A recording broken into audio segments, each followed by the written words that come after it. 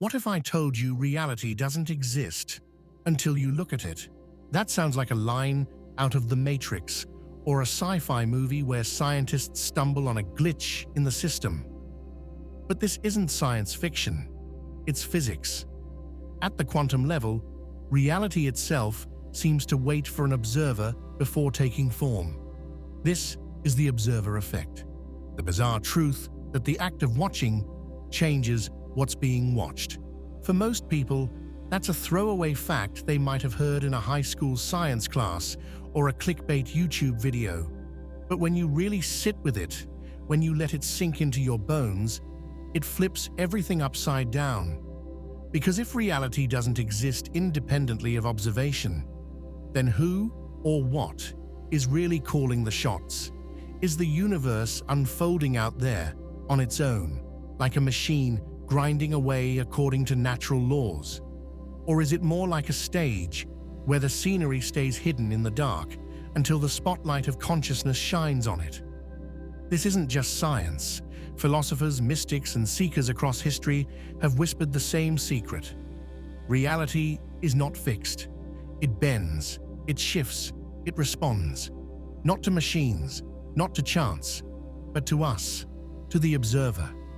In this deep dive, we're going to untangle the roots of that mystery, from ancient philosophy to cutting-edge quantum physics, from religious myths to psychological conditioning, from the whispers of Plato's cave to the equations scribbled in a modern lab. It's all pointing to the same mind-bending truth. The world we take as solid, obvious, and real may be nothing more than a hologram woven by perception itself. And once you see the illusion, you can't unsee it. The only question is, are you ready to look? Chapter 2. The Ancient Whisper. For thousands of years before physicists had particle accelerators or equations, humanity had only its mind to explore reality. And time again across cultures, something uncanny emerged. The sense that the world we see is not the world as it is, that reality isn't fixed, but filtered, shaped by the act of perceiving. Take Plato's cave. In his famous allegory, prisoners are chained, facing a wall where shadows flicker. To them, those shadows are reality. They live and die believing in those dancing silhouettes. Only when one escapes does he discover the outside world, blinding, overwhelming, more real than anything he thought he knew. But even then, here's the catch. The cave dwellers resist. They want the shadows. The illusion is safer, easier, familiar. Plato wasn't just describing ignorance. He was describing a truth about perception. We confuse the reflection with the thing itself. The act of seeing is never neutral. What we observe becomes our truth, even if it isn't the whole picture. That's the observer effect in philosophy form. Then there's Hinduism's concept of Maya, the great cosmic illusion. The Vedas tell us that the physical world is a veil, a kind of dream woven by the senses. Behind it lies Brahman, the ultimate reality, infinite and unchanging. But most of us never pierce the veil. We live hypnotized by appearances, mistaking the movie for the projector. Meanwhile, in Buddhism, perception itself is called into question. The Buddha taught that the self, this I we cling to so tightly, is not fixed, but a flowing process. What we call me is just a bundle of sensations, perceptions, and thoughts. Remove observation, and the self evaporates. Even in meditation, practitioners discover that the harder you look for the thing behind perception, the more it slips away.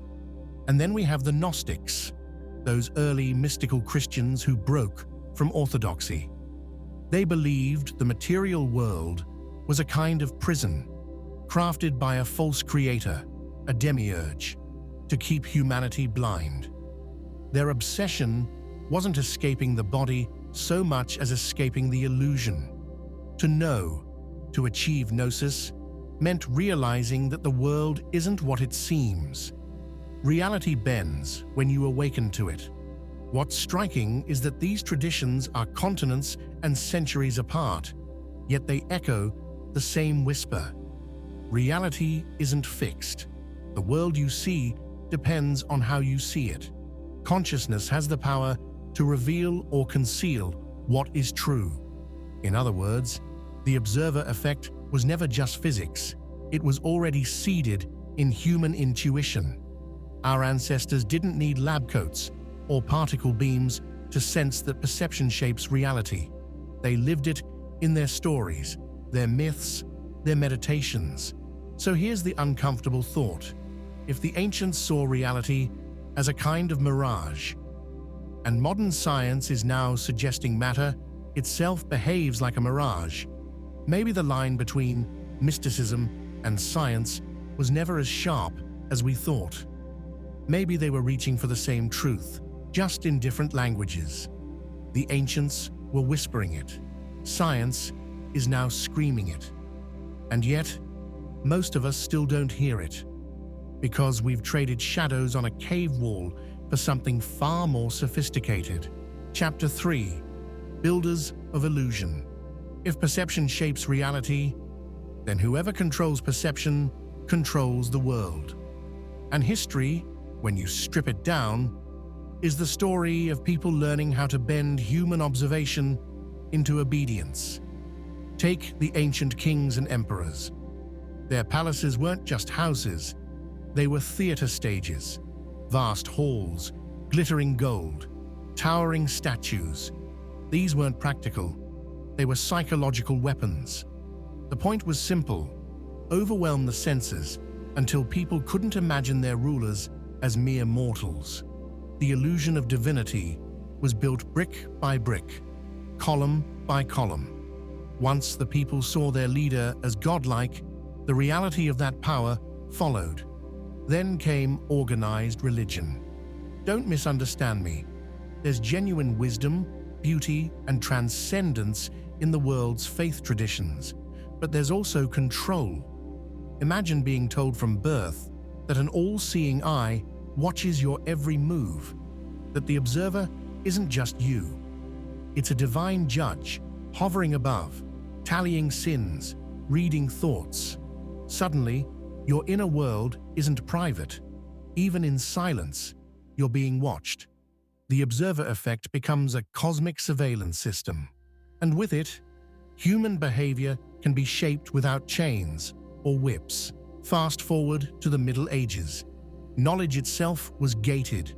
Most people couldn't read. Books were chained in monasteries, guarded by a priestly class.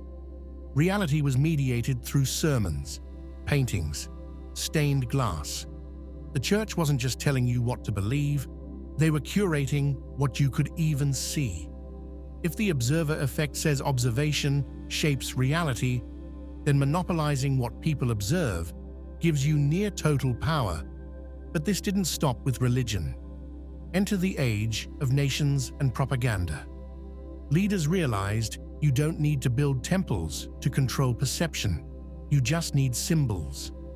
Flags, anthems, parades, slogans. An ordinary human being can be wrapped in ceremonial pomp until they become an untouchable figurehead. Think of kings dressed in robes, or modern politicians behind podiums with dozens of microphones. It's theater.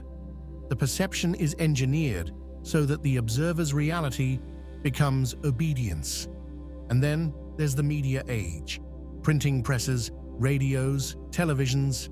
Suddenly, the control of observation isn't limited to a temple or palace. It's in every home.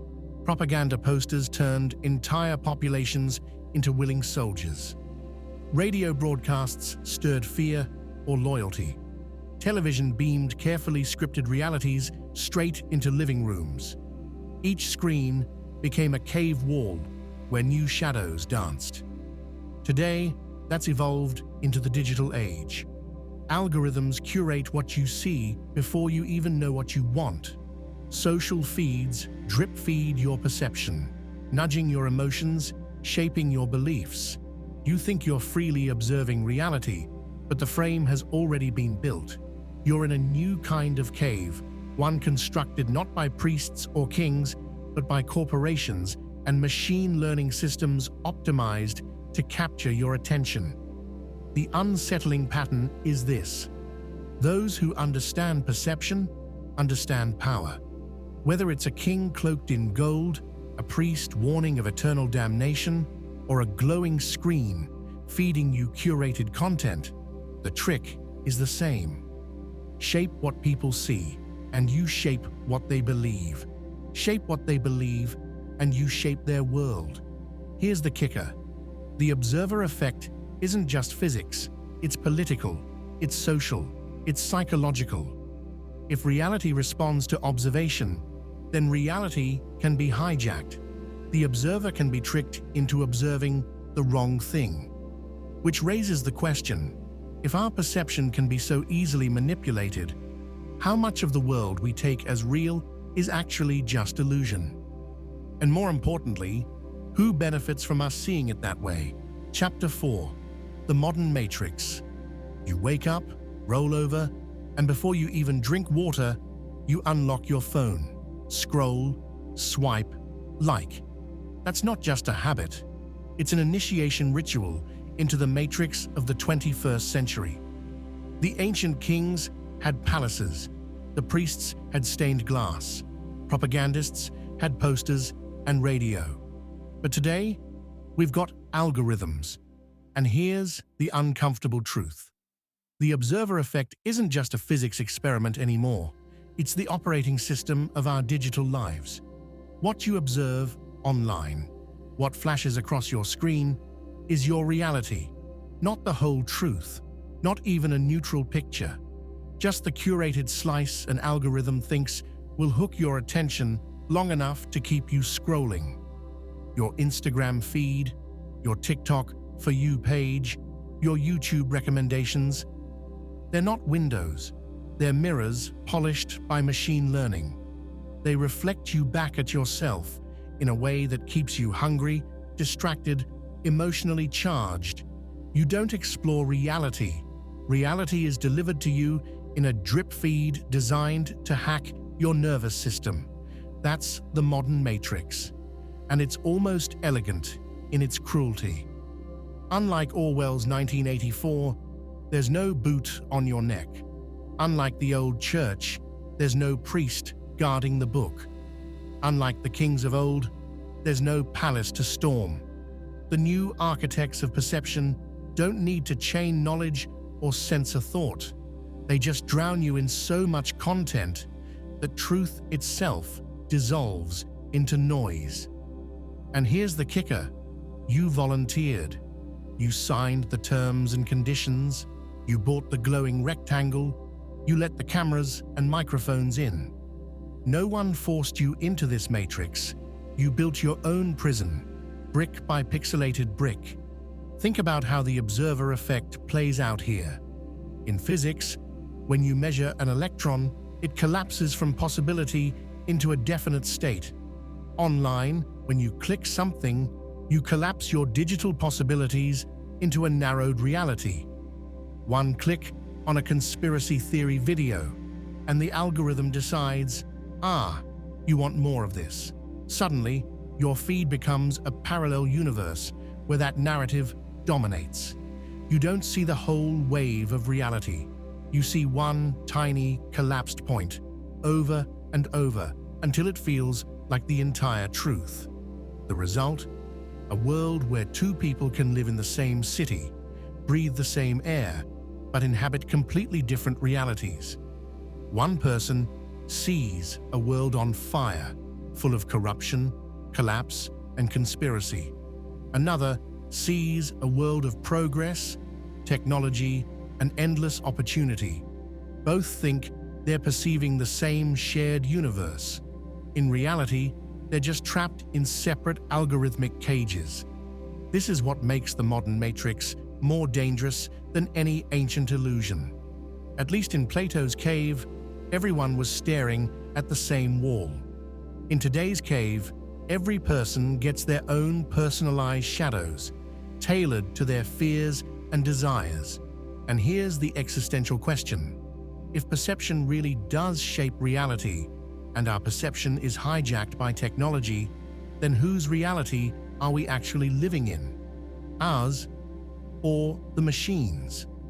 Some argue this is proof we're living in a simulation, not in the sci-fi sense of humans strapped into pods while robots farm our bodies, but in a deeper psychological sense.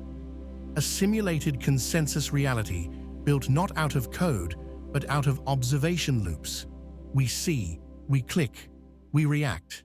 The system observes us, learns us, feeds us back more of what keeps us hooked. We observe again. The loop tightens. The walls close in. If the ancient priest said God is always watching, the modern algorithm says we are always watching you.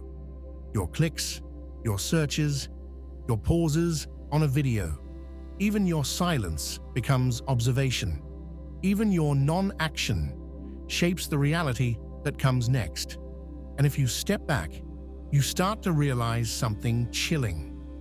The modern world is no longer about truth. It's about perception management. And the longer you stay plugged in, the harder it gets to tell whether you're observing reality or reality is observing you. Chapter 5.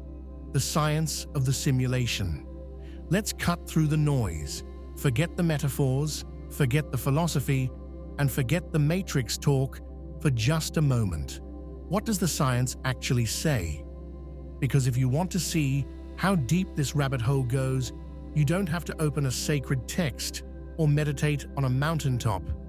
You just need to look at one of the most famous physics experiments of all time, the double-slit experiment. Here's the setup. Take a beam of light, or electrons, or even big molecules like buckyballs, and fire them at a barrier with two tiny slits cut into it. On the other side of the barrier, put a screen to catch whatever comes through. Now here's the weird part. If you don't observe the particles, they don't behave like particles at all. They behave like waves, spreading out, interfering with themselves, creating this beautiful, ghostly pattern on the screen. It's as if the particle went through both slits at the same time, smeared out across space, existing in multiple possibilities at once. But the very second, you put a detector there to watch which slit it goes through, the wave disappears, the interference vanishes. The particle suddenly decides on one path, collapsing into a single, definite outcome. In other words, the act of observation changes the result. Physicist John Wheeler once put it bluntly, "No phenomenon is a phenomenon until it is an observed phenomenon." That's not poetry. That's physics. And here's where things get unsettling. If reality only becomes definite when it is observed, what does that say about everything we don't observe? Is the moon there when no one looks at it? Einstein mocked that very idea, but the quantum world doesn't seem to care about his discomfort. This is the observer effect in its rawest form. In the subatomic world, particles don't exist as fixed things. They exist as probabilities, clouds of potential, until observation locks them into place. Without an observer, reality remains a shimmering field of possibilities. With an observer, it collapses into a single experience. This is where physics starts sounding less like science and more like mysticism. Ancient traditions have been whispering for centuries that reality is shaped by perception. Now, the most advanced experiments in quantum mechanics seem to back them up, and it doesn't stop with the double-slit experiment. There's also the delayed choice experiment. In this version, the decision to observe the particle or not is made after the particle has already traveled through the slits, and somehow, retroactively, the particle knows whether it's being observed. It changes its past behavior based on a present observation. Let that sink in. The future seems to reach back and alter the past. This is the point where the line between physics and philosophy shatters. Are we dealing with particles or with information? Is reality made of stuff, or is it made of choices? Some physicists argue this is evidence we're living in a kind of simulation, not necessarily a video game running on a cosmic supercomputer, but a deeper idea that the universe is fundamentally informational and only renders itself when observed. Just like a video game doesn't load the entire world at once, it loads only what the player sees, and maybe that's exactly what the universe is doing. The cosmos doesn't waste energy existing in definite form until consciousness calls it into being. You don't get the high-resolution rendering until someone's watching. This isn't just science fiction speculation. Physicists like John Archibald Wheeler and Eugene Wigner seriously considered the role of consciousness in quantum mechanics. Wigner even suggested that consciousness itself might be required to collapse the wave function, that the universe needs minds in order to exist in any definite way. Which brings us to a chilling possibility. Maybe reality doesn't exist independently of observation at all. Maybe consciousness isn't just inside reality. Maybe reality itself is inside consciousness. And if that's true, then the observer effect isn't just a quirk of physics. It's the fundamental architecture of existence. The universe watches itself into being. And you, right now, are part of that process. Chapter 6. Consciousness as the key. So far, we've been looking at the observer effect through the lens of physics. We've seen particles behaving like waves of probability until someone watches, and we've seen experiments where reality seems to know it's being observed. But here's the problem. What exactly counts as an observer? Is it just a measuring device, a detector hooked up to a computer? Or is it something more than that? Does it require a mind to look and to know? This is where science begins to stumble into philosophy, and where philosophy in turn starts brushing shoulders with spirituality. Take Eugene Wigner, a Nobel Prize-winning physicist. He once argued that the consciousness of the observer plays a fundamental role in collapsing the quantum wave function. In other words, without a conscious mind present, the universe would just be a haze of probabilities. It is awareness itself that makes the world solid.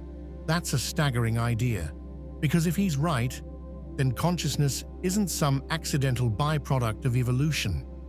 It's not just brain chemistry bubbling up into awareness.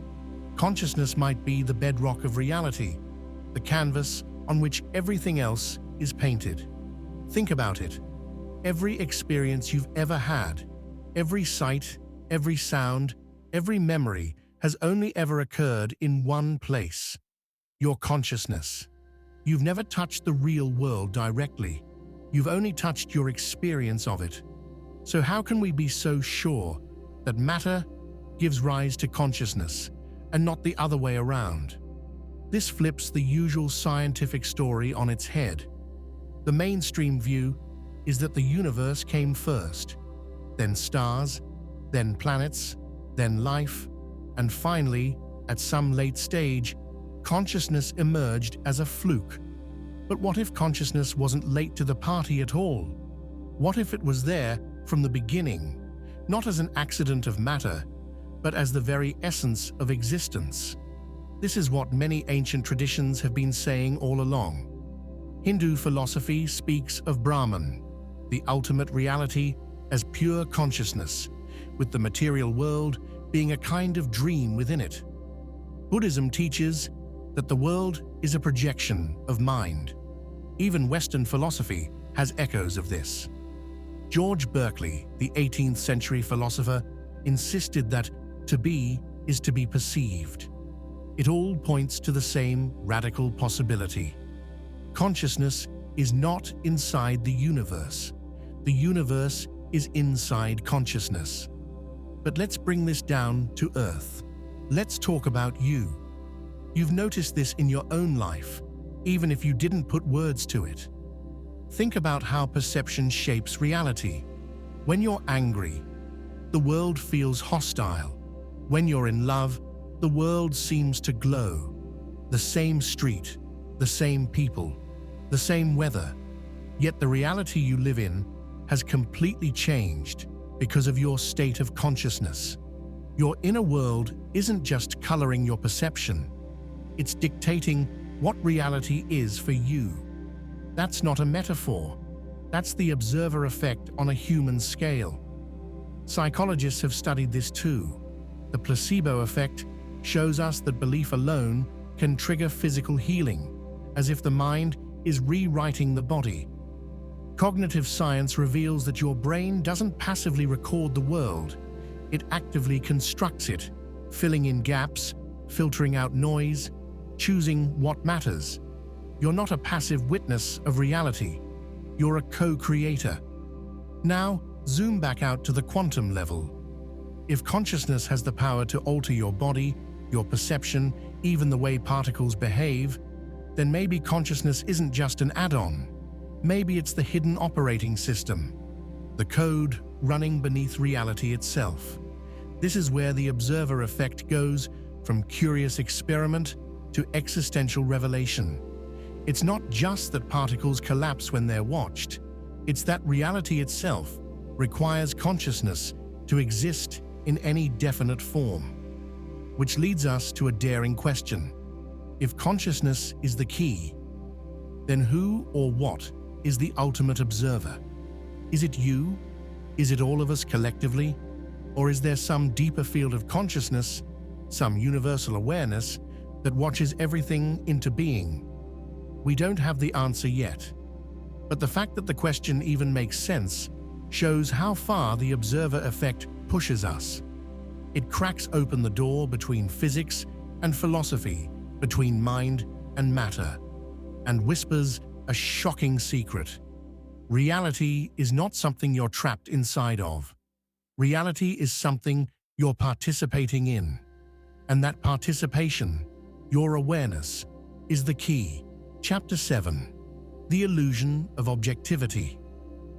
By now, you've seen how the observer effect suggests that consciousness plays a role in shaping reality. But let's push even further. What does this mean for the idea of objectivity? Science, news, history, even your own memories. We like to think these things are objective, neutral, out there for anyone to see. But what if that's an illusion? What if objectivity is just a convenient story we tell ourselves? Think about it.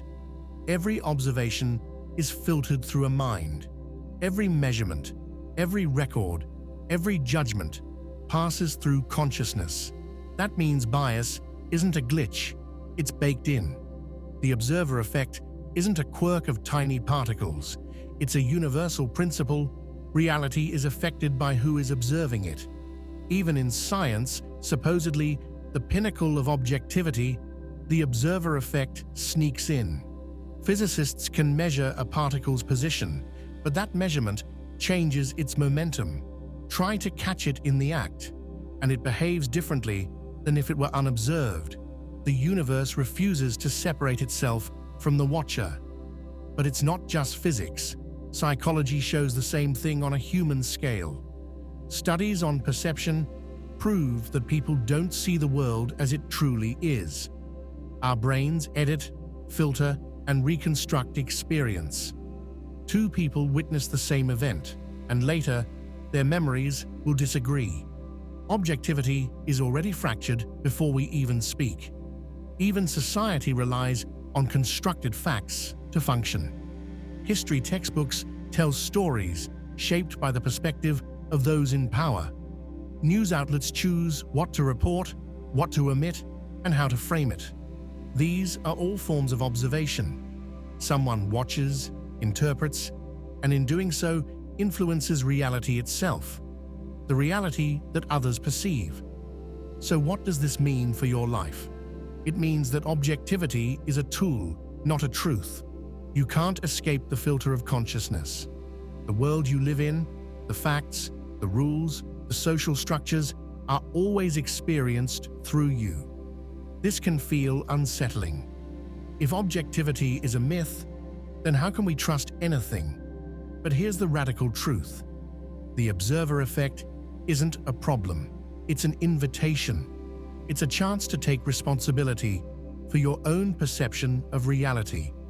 Because if the act of observing shapes reality, then choosing how you observe matters.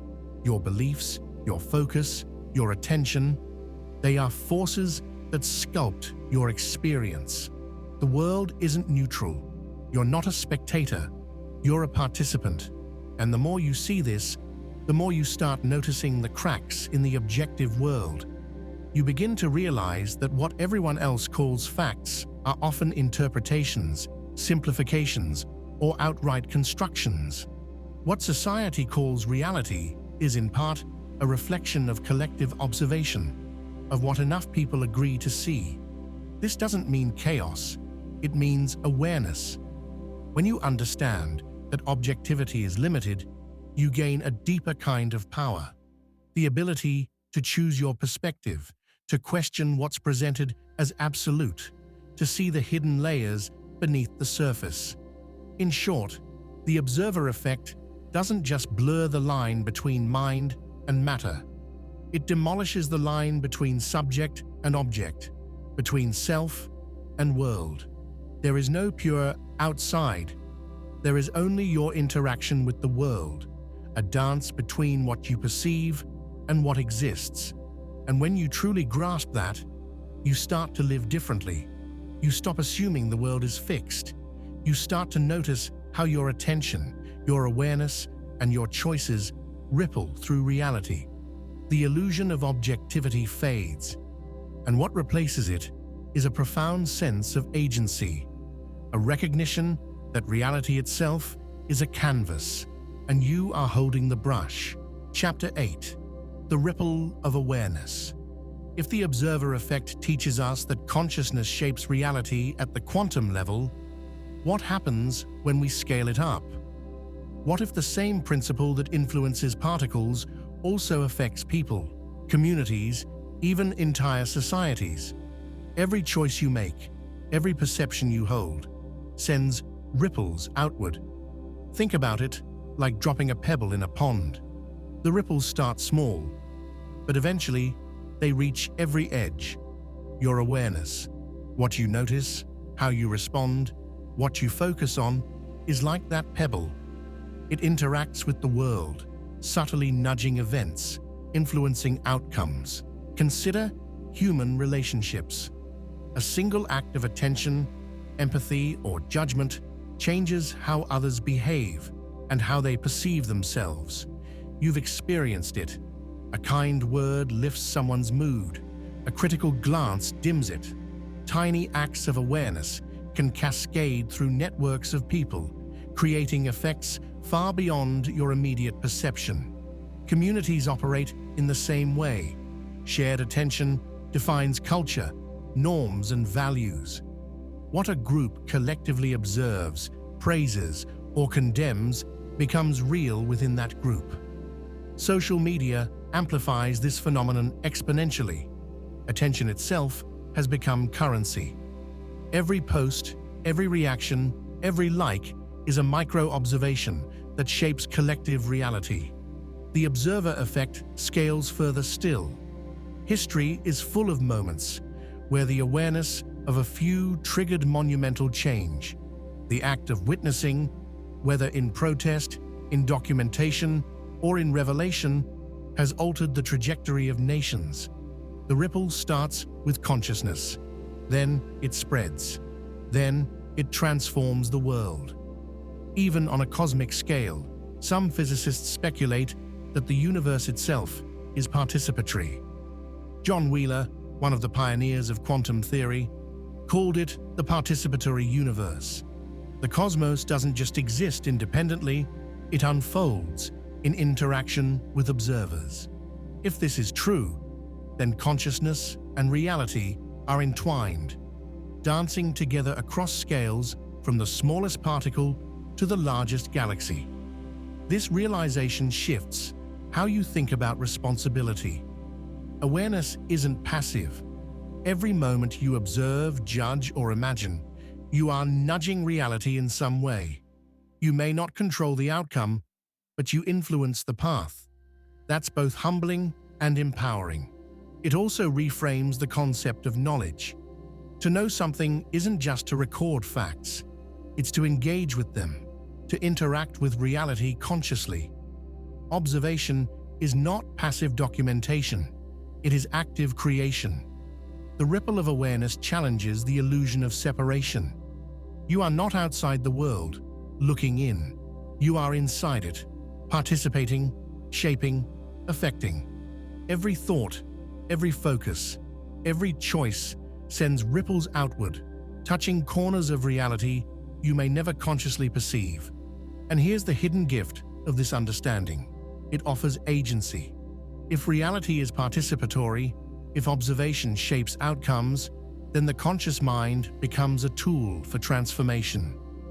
By observing with intention, by choosing awareness deliberately, you can influence not only your personal experience, but the collective fabric of the world.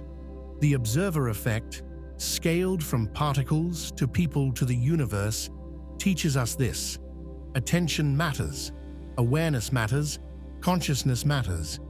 And the ripples we create may, in ways subtle or profound, shape the very course of reality itself. Chapter 9: Consciousness as a Creative Force. If the observer effect reveals that mere observation influences reality at the quantum level, what happens when consciousness is applied intentionally? What if your mind is not only perceiving the universe, but actively participating in shaping it? Every thought, every focus, every act of awareness carries creative power. The mind is not just a receiver of reality, it is an architect. This doesn't mean reality bends to whim or desire like magic. It means that consciousness interacts with the probabilities of the world, nudging outcomes, amplifying possibilities, and collapsing potentialities into actual events. Consider creativity itself. Every invention, every work of art, every scientific breakthrough began as a thought, an observation of a possibility. The act of noticing, imagining, or conceptualizing is the first step in manifesting it. Consciousness doesn't just record the world, it generates it. This principle also extends to our personal lives. When you focus attention on possibilities rather than limitations, you change how events unfold. Attention filters perception, guides decision-making, and influences behavior. People who consistently notice opportunities, solutions, and potential are not merely lucky. They are harnessing the creative force of awareness. The observer effect reminds us that reality is participatory, but consciousness as a creative force adds another layer: intention. Observation shapes reality, but intention directs the flow of those ripples. When attention is guided deliberately, it becomes a tool for transformation, not just of personal experience, but of the external world as well. History provides countless examples. Visionaries, activists, and innovators shaped societies not only through action, but through focused attention, a clear vision of what could be, unwavering observation of patterns, and intentional engagement with reality. Their awareness acted like a lens, concentrating energy and possibility toward a desired outcome. Science increasingly acknowledges that this principle may extend beyond human perception. Neuroplasticity shows that the mind can reshape the brain. Epigenetics shows that lifestyle and thought can influence genetic expression. Quantum theories hint that observation participates in the unfolding of the cosmos itself. Consciousness, it seems, is not separate from reality. It is a creative thread woven into its very fabric. This understanding reframes responsibility. Every thought is an act of creation. Every focus is a ripple in the pond of reality. You cannot escape influence. You can only choose how to apply it. Awareness, when combined with intention, becomes a tool of extraordinary power, capable of shaping not just your life, but the world around you. Yet, this creative force carries a paradox. It is subtle, often invisible, and rarely immediate. The ripples of consciousness take time to converge into tangible outcomes. What you nurture mentally today may blossom months, years, or even decades later. Patience, persistence, and clarity of attention become essential companions in this creative process. Ultimately, consciousness as a creative force challenges the notion of a passive existence. You are not merely along for the ride of life. You are participating, co-creating, and influencing in ways both seen and unseen. The observer effect at the quantum scale hints at this truth. Scaled to human consciousness, it becomes a call to engage with reality intentionally. By recognizing the participatory nature of awareness and harnessing the creative power of attention, you step into a new paradigm, one where reality is not a fixed stage, but a dynamic canvas, waiting for conscious observers to shape, mold, and transform it. Chapter 10: The Ethics and Responsibility of Observation. If observation shapes reality, then the act of observing is not neutral. Every glance, every focus, every measurement carries weight. With this participatory power comes responsibility, a responsibility as subtle as it is profound. Observation is not merely a scientific tool, it is a moral act. To notice is to influence, to direct energy, even if unconsciously. What you attend to, you amplify. Negative attention magnifies conflict, fear, and suffering. Positive attention nurtures growth, understanding, and harmony. The ethical dimension of observation emerges naturally. What you choose to observe can ripple through reality in ways that extend far beyond your immediate perception. Consider the social implications. Media, technology, and culture increasingly turn observation into a commodity. Clicks, views, and attention are currencies, but they are also forces shaping collective reality. Every viral post, trending topic, or public narrative is a consequence of focused observation, a mirror reflecting back the values, fears, and desires of society. In this sense, observation becomes not just personal, but political. It is a tool that can heal or harm, construct or destroy. On a personal level, mindfulness becomes essential. Awareness without discernment risks unintentional consequences. The observer effect suggests that reality responds to attention, but intention determines whether that response is beneficial or harmful. Ethical observation requires conscious choice, noticing without judgment, guiding focus with care, and understanding that your attention is never private. It interacts with the web of existence. Science offers tangible examples. Experiments show that the mere act of observing particles affects their behavior. Psychology shows that expectations influence outcomes.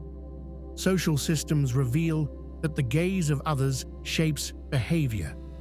These lessons scale up. Your attention shapes not just atoms, but relationships, communities, and societies. With knowledge of this participatory role, you become accountable for your influence. Responsibility also involves restraint. Just because you can influence does not mean you should overreach.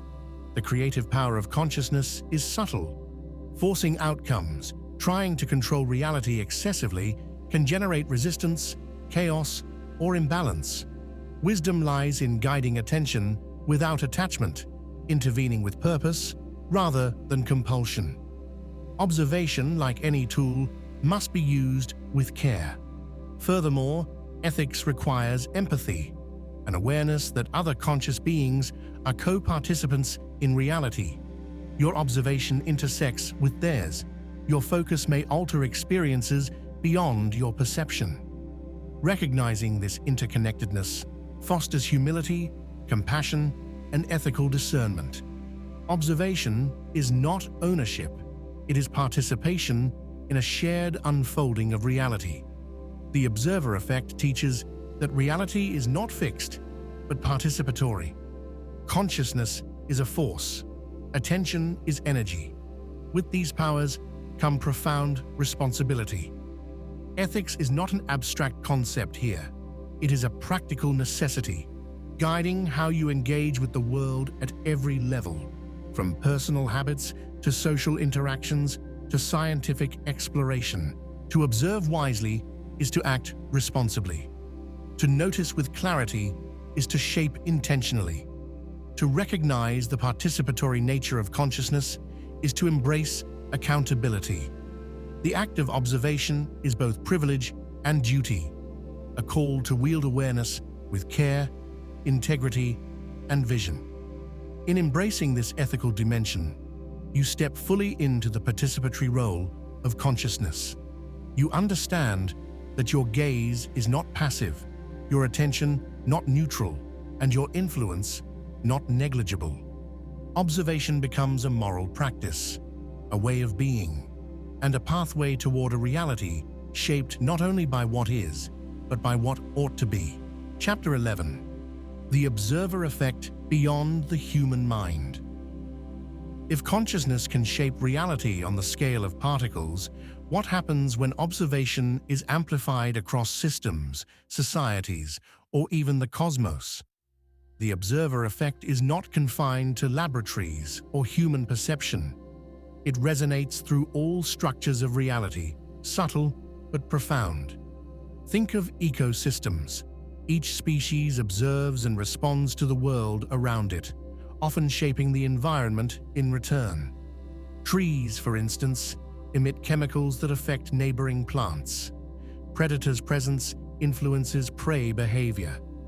Observation here is not conscious in the human sense, yet the principle holds. Awareness, even instinctual or automatic, guides interaction, alters behavior, and shapes outcomes. Consciousness may be more widespread than we imagine, embedded in the fabric of life itself. On a societal level, collective attention has measurable consequences. Movements gain momentum when enough eyes focus, voices amplify, and ideas ripple through networks. Social media has made this phenomenon visible in real time. Virality is the modern manifestation of the observer effect. Reality, in this sense, is a feedback loop between attention and manifestation. What we notice collectively, we bring into being. What we ignore diminishes or disappears. Quantum physics hints at an even deeper truth. Experiments suggest that observation may not only collapse wave functions, but could be tied to the very structure of space-time. If consciousness is fundamental, the universe itself might respond to attention, a reality participatory at its core. This is no longer just human observation. It is a cosmic dialogue where the mind and matter are entwined. Some theorists propose that planets, stars, and even galaxies might be part of a participatory universe. Information, perception, and attention ripple outward, creating patterns that unfold across vast scales. Every observation, every focus, every act of awareness could be a thread in a tapestry too vast for human comprehension. In this light, your conscious attention is not a small drop in a pond. It is a contribution to the shaping of reality itself. Yet with this expanded view comes both awe and caution.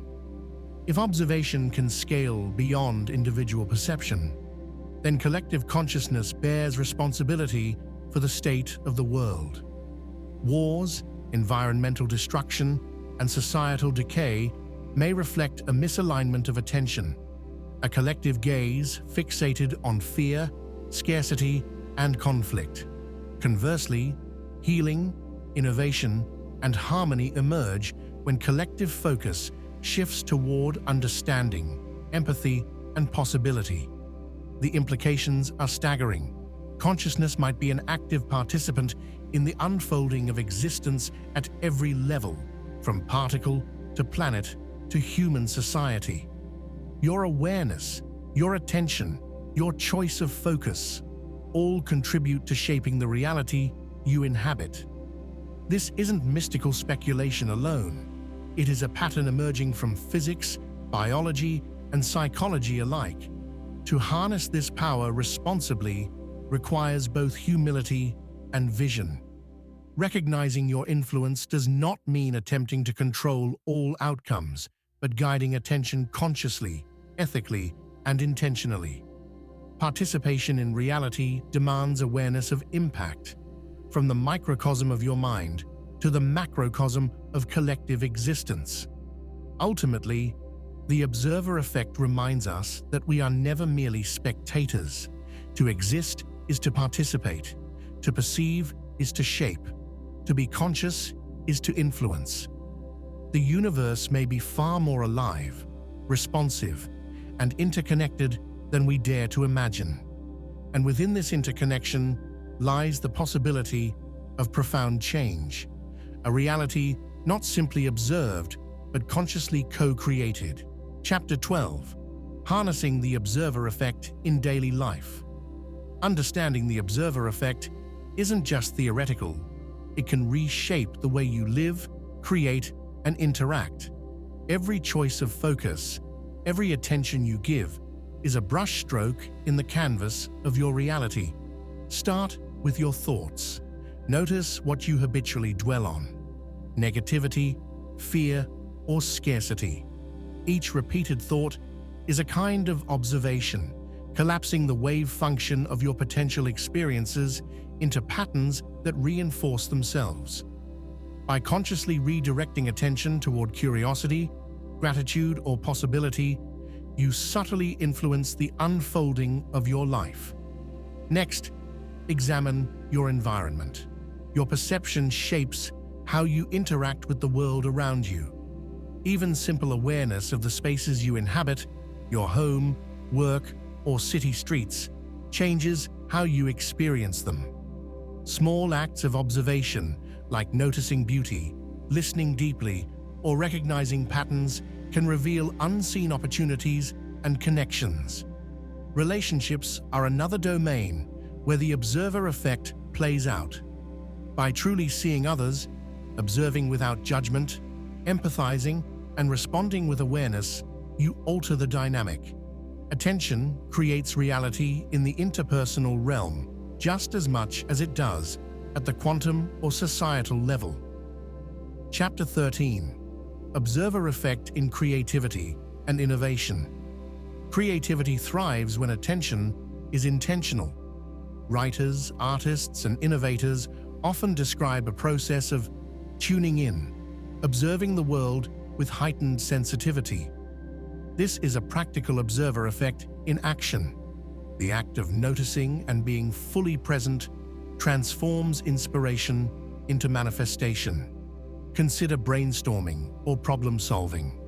Observation of patterns in data, behavior, or environment allows ideas to crystallize. The more attentively you observe, the more your mind collapses possibilities into innovative solutions. This is why mindfulness and deep focus are often linked to breakthroughs. Your awareness guides the outcome. Chapter 14: Meditation, Mindfulness, and Reality. Shaping meditation is a direct exercise in applying the observer effect to consciousness itself. By observing thoughts, sensations, and emotions without attachment, you witness potential outcomes without being trapped by them. Awareness alone transforms perception. Mindfulness cultivates intentional observation. As you notice your breathing, surroundings, or inner state, you begin to participate consciously in reality rather than react automatically. Even at a subtle level, the universe responds to attention. Focus becomes a tool to navigate life with clarity and presence. Chapter 15: Collective Consciousness and Global Impact. The observer effect scales beyond individuals. When communities, nations, or even humanity as a whole shifts attention, it can alter trajectories. Movements for social change, environmental awareness, or scientific progress emerge when collective focus aligns. Every act of mindful observation contributes to this field. Watching media, engaging with ideas, or participating in dialogue shapes collective perception. Awareness of this influence empowers responsibility. What we choose to focus on as a species matters. Chapter 16: The Paradox of Observation. Here's the twist. Observation is both powerful and subtle. You can't force outcomes by mere attention. The observer effect doesn't grant omnipotence. It requires balance. Conscious participation without attachment. Awareness without control. The paradox is that the more you recognize your influence, the more your actions can flow naturally.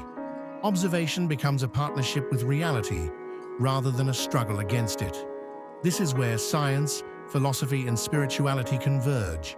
Awareness is not domination, but collaboration. Chapter 17: Conclusion: Becoming a Conscious Participant. The observer effect teaches us that to exist is to participate. Every thought, every focus, every observation ripples outward, shaping reality at every scale, from quantum particles to human societies to the cosmos itself. By cultivating conscious awareness, you harness your role as a participant, not a passive observer.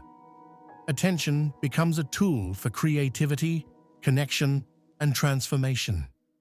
You are co-creating the universe simply by being aware, a powerful reminder that reality is not fixed, and neither are you. Step into your role. Notice, observe, participate.